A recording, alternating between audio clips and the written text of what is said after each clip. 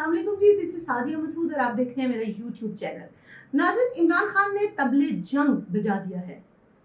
नौजवानों के साथ उन्होंने खिताब किया कल ईवान इकबाल में, और वहाँ पर कारकुन जो थे वो बड़े पुरजोश नज़र आ रहे थे। वहाँ पर नारेबाजी भी की गई और इम्पोर्टेड हुकूमत नामंजूर की जो है वो नारे लगाए गए।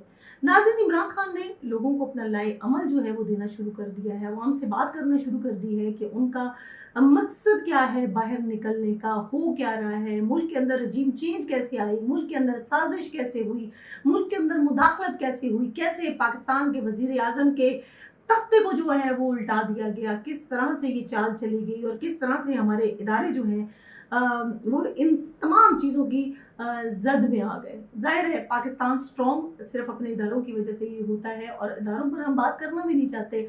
हम अपनी फ़ौज के साथ खड़े हैं। फ़ौज को कभी कमज़ोर करने की बात जो है वो इमरान खान ने की नहीं की। अगर हम पिछली तकरीर सुने तो जब यहाँ से नवाज शरीफ गए थे तो आपको पता है कि वो किस तरह से हमारी आर्मी को ललकारा करते थे, किस तरह से उनको गालियां दिया करते थे। इनकी अपनी बेटी जो है मरियम नवाज, वो किस तरह से बात किया करती थी इदारों के बारे में और ये हमारी आर्मी के बारे में। लेकिन एक लफ्ज़ भी इमरान खान ने ऐसा नहीं बोला जो आर्मी के खिलाफ हो, हमारे इदारों के खिलाफ हो। हाँ, गिला शिकवा थोड़ा सा ज़रूर किया है कि मेरा साथ नहीं दिया। तो ठीक है, साथ नहीं दिया ना, साथ देना चाहिए था, हमारे इदारों को साथ देना चाहिए था। आधी रात को अदालत लग जाती है, हमारी अदालत जो है वो इतनी एफिशिएंट है कि आधी रात को लग जाती है। ऐसा थोड़ा सा गिला करते हुए ज़रूर नज़र आए। बहरहाल आर्मी के बारे में उन्होंने कभी गिला नहीं कहा। उन्होंने हमेशा ये कहा है कि हमारी आर्मी जो है वो हमारा गुरूर है। पाकिस्तान के अंदर मेरे जैसे लीडर जो हैं, इमरान खान ने ये कहा कि मेरे जैसे लीडर जो हैं वो आते जाते रहेंगे, लेकिन हम अपनी आर्मी को कमज़ोर नहीं कर सकते, क्योंकि हमारी आर्मी है तो पाकिस्तान है, पाकिस्तान की बका है, और अगर आर्मी नहीं है तो फिर पाकिस्तान भी नहीं है। इससे अंदाज़ा होता है कि वो पाकिस्तान की आर्मी को कितना चाहते हैं और किस तरह से इज्जत करते हैं पाकिस्तान की आर्मी की। अच्छा नाज़रीन, अब यहाँ पर हम चूँकि उन्होंने कल ईवान इकबाल में कारकुनों के साथ खिताब किया था, लोग बहुत पुरजोश थे।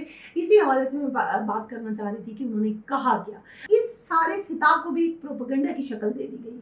अब पता नहीं किसने किया, जिसने किया वो भी आपको पता है कि कौन इस तरह से काम करता है।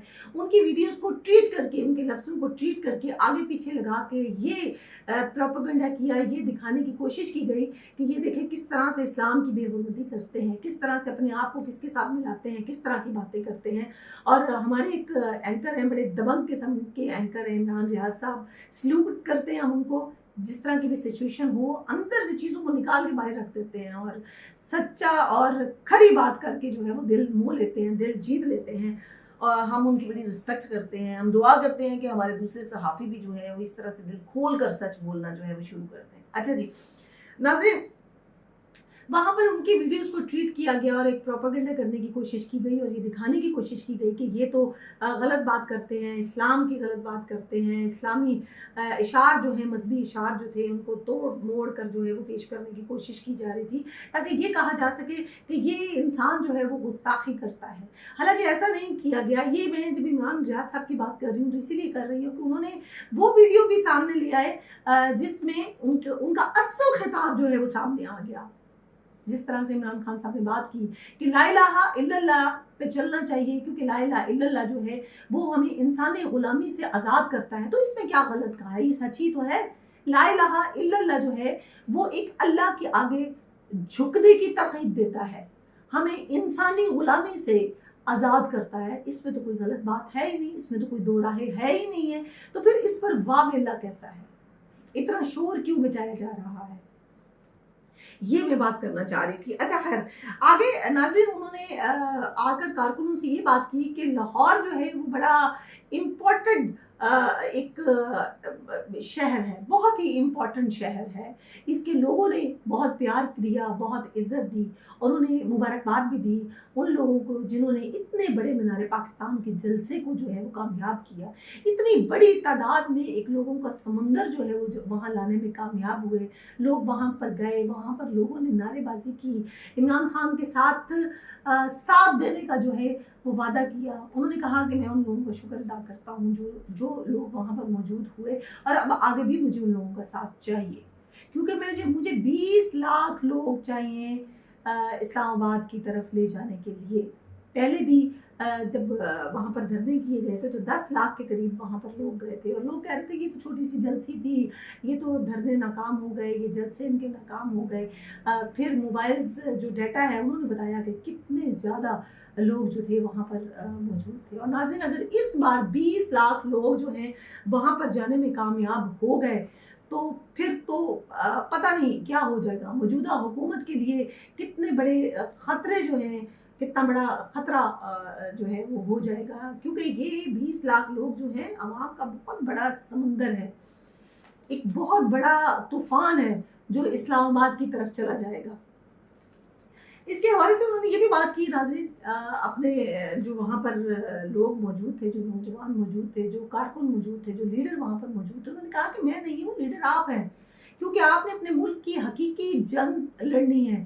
ایک آزادی کی حقیقی جنگ لڑنے کے لیے آپ لوگ جا رہے ہیں, تو آپ خود لیڈر ہیں, خود لیڈر بنیں, لیڈرشپ اپنے اندر پیدا کریں. کوئی لیڈر نہیں ہوتا ہے, آپ خود لیڈر ہیں. عوام میں جائیں, اپنے لوگوں میں جائیں, انہیں شعور پیدا کریں.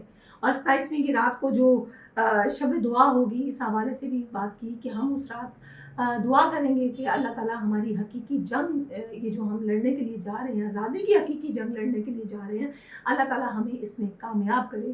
اور انہوں نے یہ بھی اپنے نوجوانوں سے کہا کہ جب آپ نماز پڑھیں, نماز پڑھنے کے بعد گلے لگیں تو ایک دوسرے کے کان میں ضرور بتائیں کہ ہمیں اب آزادی کی حقیقی جنگ لڑنے کے لیے جانا ہے, نکلنا ہے اپنے گھروں سے اور اسلام آباد کی طرف جانا ہے. وہاں جا کر ہمیں دھرنا دینا ہے اور الیکشن کی ڈیمانڈ کرنی ہے. اور جب الیکشن ہوں گے تو پھر ہم اپنی ملک کی آزادی, اپنی حقیقی آزادی جو ہے وہ حاصل کرنے میں کامیاب رہیں گے. اس کے علاوہ انہوں نے عدم اعتماد کے حوالے سے بھی بات کی. وہ جب بھی جاتے ہیں اپنے جلسے میں یہ بات ضرور کرتے ہیں کہ کس طرح سے ہمارے ملک کے اندر جو ہے وہ رجیم چینج ہوئی, کس طرح سے ملک کے وزیر اعظم کا تختہ گرایا گیا, کتنی بڑی سازش ہوئی, اور کسی نے بھی اس پر بات نہیں اٹھائی. یہ کہہ کے بات کو ٹال دیا گیا, مٹی ڈال دی گئی اس بات پر کہ مداخلت ہوئی تھی, کوئی سازش نہیں ہوئی. تو بھئی مداخلت کیوں ہوئی تھی؟ کسی نے اتنی جرت کہ وہ ملک کے اندر, ہمارے ملک کے اندر مداخلت کرے, کیسے کوئی ہمارے ملک کے اندر مداخلت کر سکتا ہے؟ تو پھر وہ بھی جو ہے وہ یہی سمجھی جائے گی نا کہ کوئی سازش ہوئی ہے.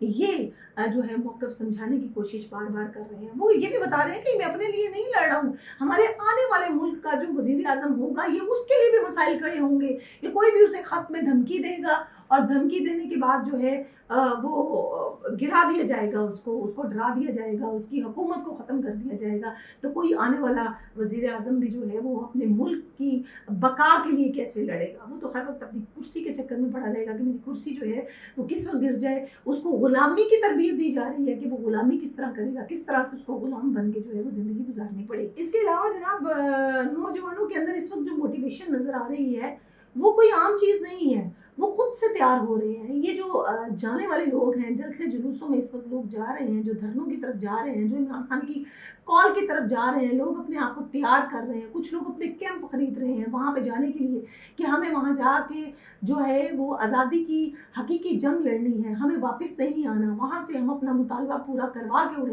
اٹھیں گے. تو یہ لوگ کو بریانیاں کھانے کے لیے یا ہزار روپیہ لے کے یا کچھ پیسے لے کر وہاں پہنچنے والے نہیں ہیں ناظرین. یہ اپنے ملک کے لیے جا رہے ہیں, یہ اپنے لیے جا رہے ہیں.